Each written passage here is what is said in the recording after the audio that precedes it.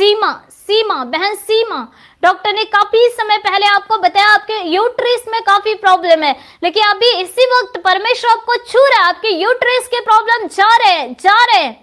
मैं देख रही हूँ परमेश्वर बहुत सारे लोगों को जिन्हें डॉक्टर ने कहा है वो कभी माँ नहीं बन सकते, कभी पिता नहीं बन सकते, लेकिन परमेश्वर अद्भुत रीति से आपके शरीर के अंदर एक बदलाव को ला रहा है और आप एक माँ एक पिता बनने के लिए जा रहे हैं। परमेश्वर अद्भुत रीति से आपके जीवन के अंदर आशीष को दे रहे हैं। होली रिबा बाला बसा बाला बसा काला मसी रोकंद सकंद रियंद साकारा जीवते खुदावंद यीशु मसीह के नाम आगे देते हैं कि इस जीवन के अंदर से हर एक बीमारी की आत्माएं निकल जाए, गरीबी के श्राप निकल जाए। मैं देख रही हूँ कोई भाई या बहन है वो बहुत ज्यादा रो रहा है क्योंकि उसके पास रहने के लिए मकान नहीं है, पर परमेश्वर मुझसे कह रहा है रोइए नहीं, परमेश्वर आपके आंसुओं को देख रहा है। 2025 तक परमेश्वर आपको मकान दे करके ब्लेस करने के लिए जा रहा है। होली रिबा बाला बसा काला मसी रोकंद सकंद रियंद साकारा जीवते खुदावंद यीशु मसीह के नाम आज्ञा देते कि जीवन से हर एक समस्याएं निकल जाए। प्रभु यीशु मसीह के महान सामर्थ, महान आशीष इनके जीवन, इनके परिवार, इनके घरों के अंदर आ जाए। धन्यवाद, आमीन। Praise the Lord all my dear brother and sister. प्रभु आप सबको आशीष दे। फिर मिलते हैं नेक्स्ट सप्ताह, तब तक के लिए सबको जय मसीह की। God bless you.